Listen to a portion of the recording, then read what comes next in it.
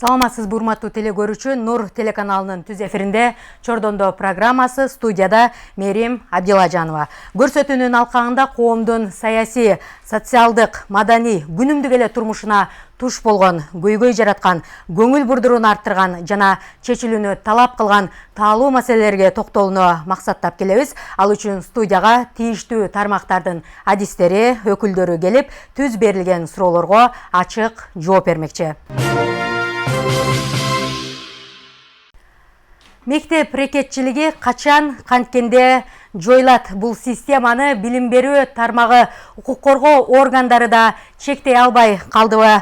Ош шаарындагы мектептерде билим алган чоңмуштум кыздардын соңку окуясы коомчулуктун көңүлүн бурду. Дал ушул теманы бүгүн биз Чордондо талкууга алабыз. Студиянын атайын коноктору бар, тааныштырайын. Абдыкалык Акжолов, Ош шаардык билим берүү башкармалыгынын башкы адиси, ошондой эле Жеңиш Ашырбаев, Ош облустук ички иштер башкармалыгынын маалымат катчысы. Кош келипсиздер. Алгач коомчулуктун кызуу талкуусуна алынган видеону күзөтөлү. Бири актанып, бири даттанып жаткан жагдай эмнеден улам болгонун бирге билели. Анда экранга көз чаптырабыз.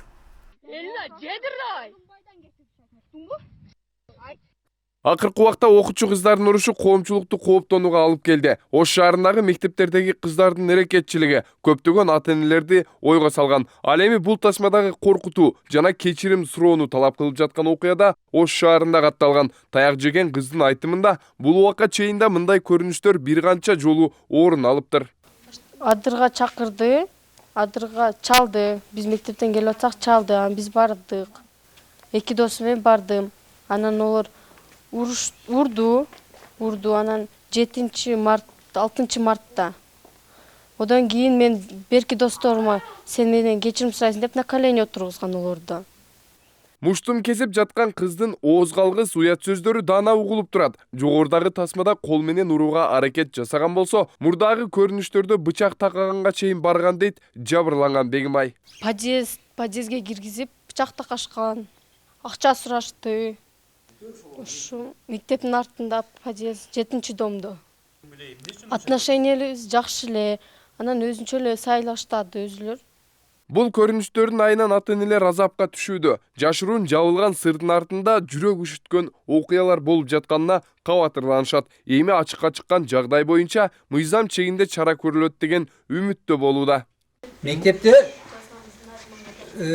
бир ай болуп калыптыр, бизге айткан жок. Биз уккан жокпуз. Азыр бүгүндөн бая эртеменден баштап киштеме алсам, айтсаң, онтем, мынтем өлтүрүп каналга ыргытам деген сөздөрдү апасына айтыптыр. Подъезде бычак таккан. Ушул апасы менен сүйлөшүп, мен киши сүйлөшүп атат.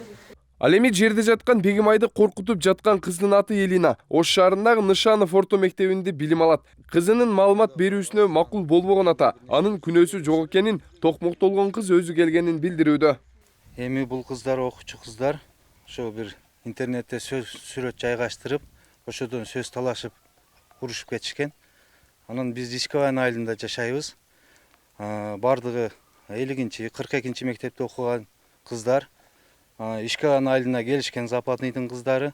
Ушул Ишкаван айылында урушушкан, чындыгы.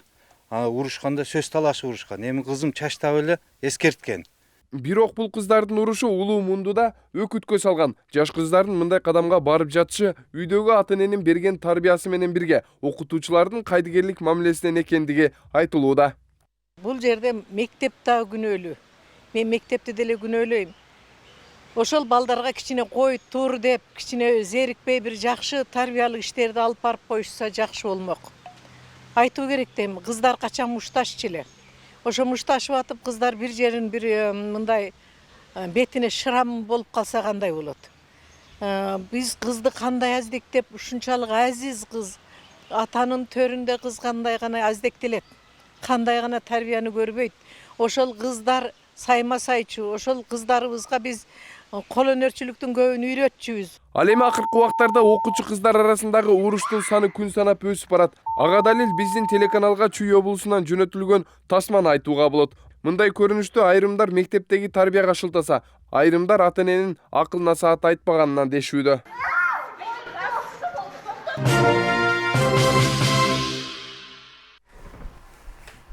Абдыкалык мырза, бул окуя мына Ош шаарынын мектептеринде орун алганын эске алсак, анда бүгүнкү күнү өспүрүм кыздардын арасындагы абалды ачыктап койгондой көз караш калтырды.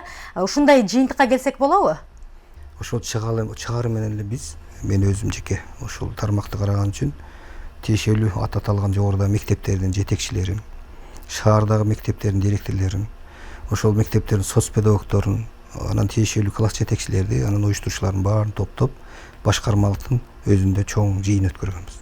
Жыйында ошол 3 болгон окуя боюнча талкуу жүрүп, кыскасын айтканда күнөөлүүлөр кимдер, азырынча биз официалдуу жооп ала элекпиз. 19 майда бизге Ош шаардык ички иштер башкармалыгынын тергөө бөлүмүнөн атайын кат келген. Ошол жогоруда кыздардын фамилиясы, каерде окуйт.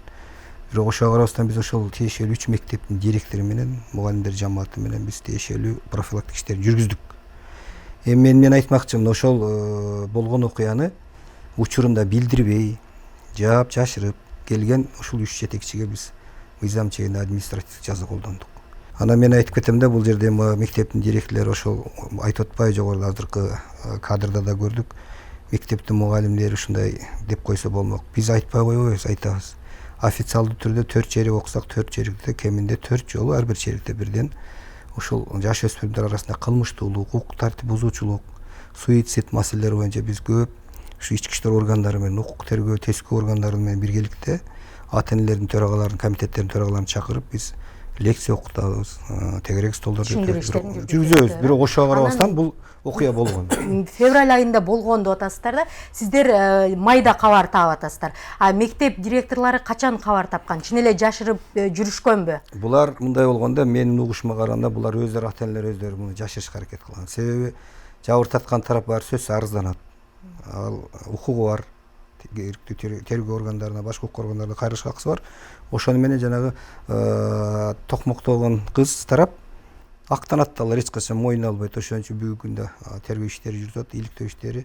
Бирок ошого карабастан мен дагы мыйзам чегинде башкармалыктын тиешелүү адистер менен биригип, биз ушул 3 директорге ошол убагында билдирбегендигин кесепетинен ошого карата биз жаза колдондук да. Тийиштүү чара. Жеңиш мырза, эгерде ошол сабап алган кыз бири Альбина, бири Бегимай болуп атат, эгерде Альбинанын таяжеси Жыпаргүл Баргибаева бул нерсени баягы ички иштер министрлигине, билим берүү министрлигине кайрылуу жасабаганда, анда жабылуу аяк, жабылуу бойдон кала бере беле. Анткени окуя качан февралда болгондугу айтылып атат да. Бул жерде биз айта турган нерсе, ушул окуялар дээрлик бир ай созулган. Бир ата эне же бир курбулары же ошол жерде айылдагылар же ички иштер бөлүмүнө же болбосо ошол гароного бир айткан эмес да. Бүгүнкү күндө бул фактылар боюнча бизде кызматтык иликтөө башталды. Бул жерде кээ бир биздин ошол жерде участкалык ИДНдин кызматкерлери жашырып койгондугу боюнча эгерде аныкталган болсо, ошол кээде томаттарды коюп атат, бул иш боюнча ортого түшкөндөр бар деп. Эгер ошолор аныкталган болсо, бул мыйзам чегинде катуу жаза көрүлөт. Бүгүнкү күндө Кыргыз Республикасынын ички иштер министрлигинин өздүк коопсуздук кызматы тарабынан иликтөө башталды, кызматтык иликтөө. Анан бул кылмыш иши аягына чейин чыгат буюрса, биз ишендир айтып кетебиз. Эгерде ошол аягына чейин чыккандан кийин биз ошол соттун чечими негизинде күнөөлүүлөрдү тиешелүү административдик кодекс негизинде жазалоо боюнча дагы тиешелүү мекеме ишканаларга сунуштар жиберебиз. Жаап жашырып коюу иш чаралары жүрдү деп айтып атат, атасызбы? Теле көрүүчүгө, коомчулукка дагы мындай бүдөмүк болуп калбаш үчүн бул жерде мындай маалымат айтып атат да, ошо таяжеси тарабынанча ошол милиция кызматкери акча көтөрүп барып ортомчулук кылган деп. Бул кызматтык этикага, талапка канчалык жооп берет? Анан бунун аныктыгы, тактыгы канчалык? Туура айтасыз, биз кызматтык иликтөө жүргүзгөн учурда бул белгилүү болду. 31-күнү арыз менен, март күнү арыз менен кайрылгандан кийин тергөөчү ошол жерде участкалык инспекторго тапшырма берип атат.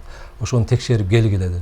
Бул жерде ошол участкалык инспектор менен жаш өспүрүмдөр менен иштеши кызматтын инспекторлору бул жерде чындыгында УПКнын талаптарын бузуп, жабырлануучуну ошол күнөөлүү деген тараптын үйүнө чакырып, ошол жерде беттештиргенди бул жерде туура эмес болуп атат да. Бул боюнча атайын өзү ушу кызматтык тартипте чара көрүлөт бул боюнча. Анан ортого түшүп табышып алгыла, эгерде жеңил жарат алган болсо деп сунуштагандыгы туура. Себеби жаш өспүрүмдөрдү крайний случай гана жоопко тартылат да.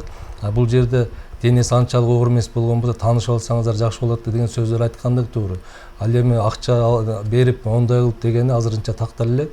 Муну кызматтык иликтөө жүргүзгөндө тактайбыз. Анан ошондой сөз кеткенден кийин кара суроон иштер бөлүмү ошол аягына чейин чыгат деген бүдөмө ой болбосун деп бүгүнкү күндө баардык Ош шаарында катталган фактылар боюнча дагы ошо кара суроон аймагында урушкан фактылар боюнча дагы баардык материалды бүгүн Ош облустук иштер башкармалыгынын тергөө кызматы алды өзүнүн өндүрүшүнө. Баардыгы ар тараптуу каралып аягына чыгат. Жеңиш мырза, бул окуя мындай 100дөн 1 болушу мүмкүнбү? Анткени баары эле мындай даап барып, бул нерсени ачыкка чыгара бербейт да. Эгер ачыкка чыгарса да кандай тагдыр күтүлөрү бул 5тен белгилүү дегендей. Болушу мүмкүн, себеби биз укук коргоо органдары биз коомчулуктун колдоосу менен гана ишибиз алга жылат. Эгерде коомчулуктан биз колдоо болбой ошондой нерсени жашырган болсо, биз аягын андайын биле албайбыз да, себеби коомчулук колдоо болсо биз кандай кылмыштуулук болсо дагы алдын ала албайбыз да. Бул жерде туура бир 100дөн 1 келиши мүмкүн мындай учурларда. Себеби биздин менталитет биринчиден. Анан экинчи жерде ошол жашаган жерде тууган уруктук, бизде тууганчылык деген бир чылык нерсе бар да. Ошол нерсе дагы элден чыгып кетебиз деген максатта жашырган учурлар көп да. Бир эле ошол эле жаш балдар эмес, башка маселелер боюнча да аябай көп. Дагы көп жашырышат. Анан эми бул суроону бергенин себеби мына келтектелген Бегим Айдын окуясы ачыкка чыгып кетти. Экөөңүздөргө тең тиешелүү да. Эми ал кыздын коопсуздугу кандай болот? Мен айтайын, мектеп тараптан биз ал кызды класста тургузуп алып, же болбосо жалпы чогулушка салганыбыз жок кыздын өзүн. Дээрлик жалпысын алганда ошол мектепте болуп аткан ушул окуянын жүз бериши мектептерге бир жалпысынан ата-энелер менен ошол окуучулардын катышуусунда түшүндүрүү алдын алуу иштерин жүргүздүк да. Себеби дегенде эми уул балдар болсо башка жөн. Бул кыз баланын тагдырын ойлонуш керек да. Ошол жагда бизди ойлондуруп атат. Анткени ал кыз бала таанылып калган болсо ал кыздын тагдыры дагы адамды ойго салат да. Ошол себептен биз муну бир этияттык менен, мындай башкача мамиле менен, кылдаттык менен жүргүзүп атабыз. Анан эми азыр жогоруда мен шеригим айтып өттү. Юридикалык баа берилгенден кийин ошол картина акырында ачыкка чыккандан кимдин канчалык даражада күнөөсү болсо, мыйзам чегинде ошондой чараны колдонобуз. Анан коопсуздук жагын айтып кеттиңиз. Мисалы, балдар жөнүндө кодекстин 94 беренесинин 4 пунктунда айтылган жаш өспүрүм кандай гана кылмыш кылбасын, аны коомчулукка чыгарууга тыюу салынат депчи. Эгер бул жерде ушул этиканы да сактабаган жагы болуп атат да, эгерде коомчулукка коркунуч келе турган бир жосундар жасаса, анда атын өзгөртүп, жашаган жерин өзгөртүп, бетин жаап бериш керек да. Бул жерде ачык эле берип койду. Бул жактан канчалаган тагдыр ал жашаш керек. Ушул жагынан келгенде кээде ушул массалык маалымат каражаттар, айрыкча блогерлер баягы социалдык түйүндөрдө ошол жөн чакырып кетет элек да. Жаш өспүрүмгө карата ушундай кандай маселе болсо дагы аты жөнүн өзгөртүп, жашаган жерин өзгөртүп, бетин жаап берсе деп суранып кетет. Бул эгерде жабырлануучунун өз каалоосу менен ишке ашып калган жагдай дагы бар да. Мисалы, ачык эле айтабыз, биз бул маселени коомчулукка жеткиребиз деген дагы өзүнүн чындыктары болушу мүмкүн. Анан Абдыкалык мырза, мына интернетке чыккандан кийин ошол Сейил Бүбү деген кыздын аты, сүрөтү чыгып кеткенден кийин анын ата-энеси маалымат жыйынын курду да. Кабарыңыздар бар болуш керек. Ал жерде биздин кызыбыздын сүрөтү туура эмес коюлган, бул иште катыштыгы жок деген өзүнүн актануусу, даттануусу, ушундай пикирин билдирди. Анан мен деле коомчулук деле билгиси келип жатса керек. Бул өз ара кызматтык териштирүү жүрдүбү, чын эле ошол сүрөттөгү кыздар экендиги аныкталдыбы, кандай болуп ишке ашта бул кандай чаралар көрүлүп атат? Муну мен жалпысынан айтам, шеригим балким тагыраак айтып берет, себеби булар укук органдары терең изилдешке алардын укугу бар, компетенциясы. Биз сүрөттөгү мушташкан эки кыздын 50 мектеп менен 42 мектептин окуучусу экени так аныкталды. Аларды опознавать этти да, мындайча айтканда. Ал эми кадрдын артында калган кыздар боюнча да бизге маалыматтар келип түштү кече 19-ында. Булар менен биз кошумча иликтөө жүрөбүз. Анткени биз азыр кезекти ушу укук коргоо органдарынан күтүп атабыз да. Алар канчалык даражада катыштыгы бар. Себеби ал кадрда көрүнгөн жок. Алардын үндөрү, чыгып аткан үндөрү да кимикени такташат. Андан кийин гана биз баа бербесек, азыр бирдеме деп айтыш кыйын. Бирок келген каттаган маалымат боюнча биз аларды чакырып, сурап, канчалык экенин билип, анан булар менен салыштырып, анан баа беребиз. Бизде жогоруда айтпадым, арыз менен кайрылган боюнча Альбинаны Сейил аттуу кыз ургандыгы боюнча гана биз материал түшүп ошону тактап жатканбыз. Бизге болгонуна кече 3 күн болду. Бизге ошол материалды бизге жөнөтүшүптүр. Азыр такталып жатат. Бул жерде бир гана ошо видеодогу 3 кыз эмес, ошол жабыр тарткан 10го жакын кыз деген бизде маалыматтар бар да. Азыр тергөө текшерип жатат. Текшерип өткөндөн кийин биз ошол тергөөнүн жыйынтыгынан да кошумча маалымат беребиз. Себеби бул жерде ошол чоң муштум дейбиз, кыздар тарабынан жабыр тарткан 10го жакын кыз азыр такталып аталып. Урматтуу теле көрүүчү, сиз Нур телеканалынын түз эфиринде Чордондо программасын көрүп жатасыз. Биз бүгүн мектеп рекетчилиги качан канткенде жоюлат деген суроонун тегерегинде талкуу жүргүзүп жатабыз. Көрсөтүүнү улантабыз. Мектептерде мына Абдыкалык мырза, камера орнотулду. СОС педагогдор үчүн атайын штат ачылды. Бул ошол нерсени жоюу үчүн максатталса керек эле. Канчалык мындай максат ишке ашты, жоюуга жардам бере алдыбы деген дагы суроолор жаралып атат да. Туура айтасыз. Бул эми камералардын коюлушу негизи эле максаты ушул балдардын коопсуздугу үчүн да. Мисалы үчүн переменге чыкканда, сыртка чыкканда ошол балдар танапис мезгилде дейли кандай действие жасап атат. Муну биз көз алдыбызда байкоо жүргүзүп туруш керек. Эми сиз суроо бердиңиз, ошонун канчалык деңгээлде бизде эми бул акыркы 1 жылдын ичинде уюштурулат. Бул азыр толук уюштурулат элек. Бирок эми ал өзүн актайт го деп ойлойм. Анткени себеби бизде мына шаарда бир 7-8 аталган күзөт агенттиктер бар да, алар менен мектептерде түзүлгөн камкорлук кеңештеринин төрагалары менен өз ара келишимдин негизинде ошол күзөт кызматтары уюштурулган. Ошол күзөт кызматкары ушул балдардын коопсуздугуна жооп берет. Эми азыркы айтып аткан окуя бул таптакыр айылда болуп атпайбы? 3-1 эле айылдан бирок 3 мектепте окуйт шаардын окуучулары. Территория районунда. Ошол себептүү бул жерде да кээ татаалдыктар, тактык эместиктер болуп атат. Ошондуктан жана иликтөө иштери бүтсө укук органдарынан анан дагы биз аны караштырабыз. Мындай окуяларды мындай коомчулук кадимки көрүнүш деп эле кабыл алып баягы неме болуп атат, адаттан тышта эле калып калат да. Ушул нерсеге көпчүлүгү нааразы болуп атышат да. Кандайдыр балким укуктук чаралар көрүлгөндө бул нерселердин саны кыскармак, оң натыйжага жетмек дегендей кылыпчы. Ошондо өспүрүмдөргө кандай чара көрүлөт мыйзам боюнча? Мисалы үчүн 2011-жылга чейин чындыгында республика боюнча өтө бир көйгөйлүү маселе болгон рекет, паровоз деген.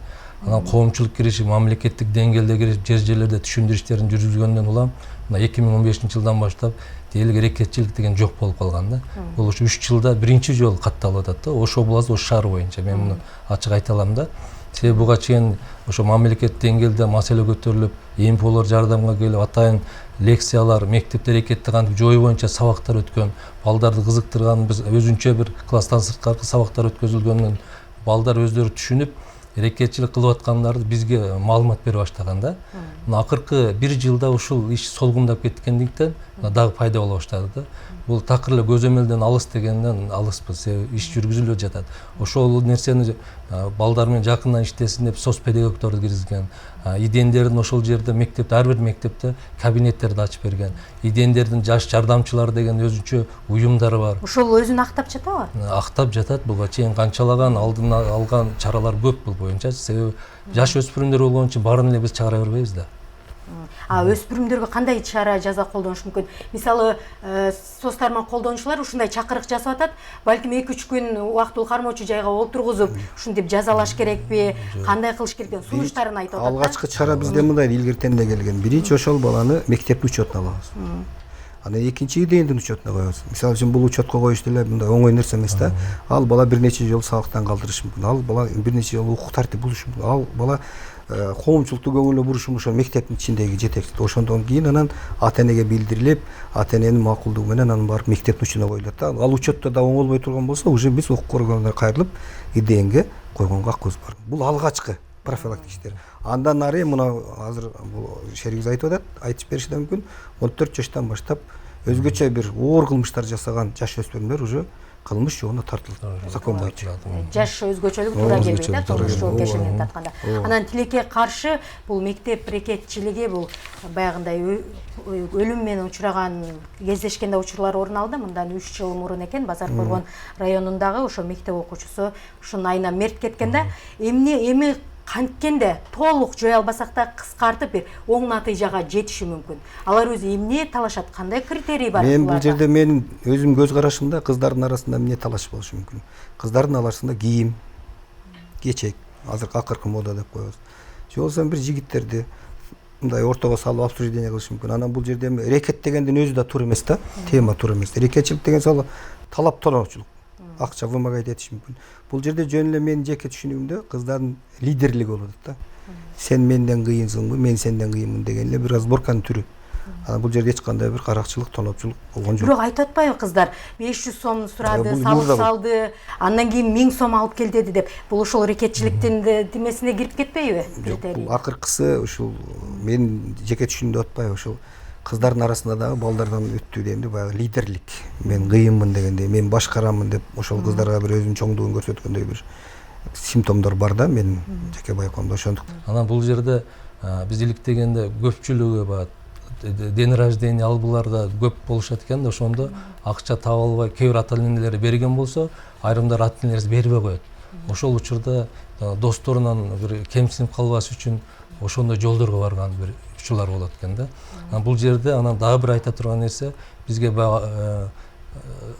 акыркы коңгуроолордо жана башка майрамдарда бир топтошуп буга белек кылайлы деген бир түшүнүк пайда болуп, ошодон акча табыш үчүн анан ушундай булактарга өткөн. Биз өзүбүз түрткү болуп атабыз ушундойгочу.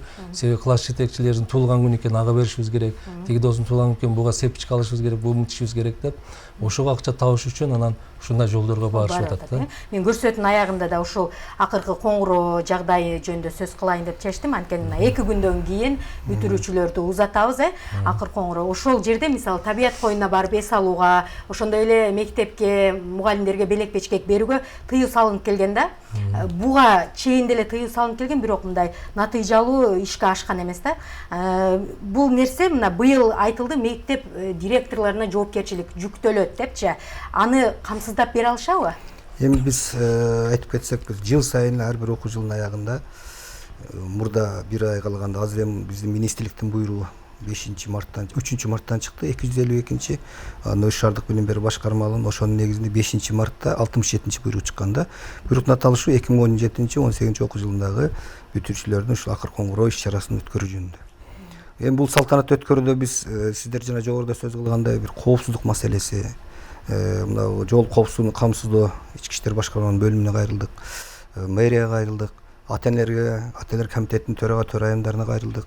Ушу чогулуш кылдык. Мына прямой эфирден да чыгып аттык. Ар бир телевидение түшүндүрүү иштерин жүргүздүк. Анан ар бир класс жетекчилерге, ата-энелерге түшүндүрүү иштерин жүргүзгөнбүз. Ушу буйрукта ушундай жазылган: 25-май күнү саат 9-да мектептин гана короосунда өткөрүлсүн деген. Табиятта, сиздер айткандай, сыртта, кафе, ресторандарда анан жанагындай кортеждер жүрүүгө тыюу салынган.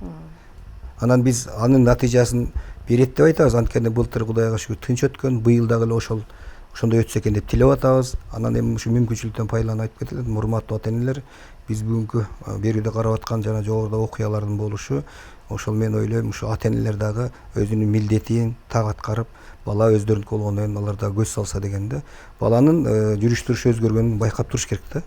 Анан эми албетте биз актанып мектеп бар жокту кыйратып атат деген ойдон алабыз. Бирок мектеп талап кылып атат. Биз талап кылбаганда да ички иштер органдары бизден талап кылат.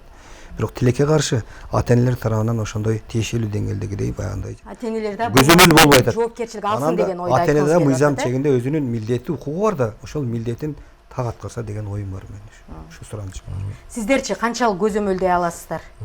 Бул жерде түз эфирден деле айтып жатабыз. Эгерде класс жетекчилерине бир кымбат баалуу белектерди тапшырган болсо, бул фиксацияланып, ошол белекти алган класс жетекчиге карата кылмыш иш козголот. Ал эми кортеждерди жаш өспүрүмдү, арыкты 9-11 класс бүтүрүүчүлөрдү салып алып, автохулиганство жасап, же болбосо эс алууга алып кетип аткан болсо, ошол айдоочу жоопко тартылат административдик негизде.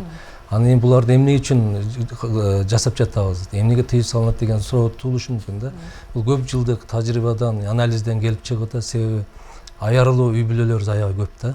Ал колунда бар үй бүлөлөргө тең элебиз деп көптөгөн суицидке барган учурлар пайда болуп атат да. Ошонун алдын алуу максатында ушундай иш-чарага, анан экинчиси коопсуздук чаралары. Авария болуп канчалар кырсыкка учураган болду. Ошондо жаратылышка барып сууга агып кеткендер болду. Ошон үчүн эгерде балдарыбыздын келечегин ойлосок, ошол бүгүн эле ушул иш-чара менен эле бүтүп калбайт да.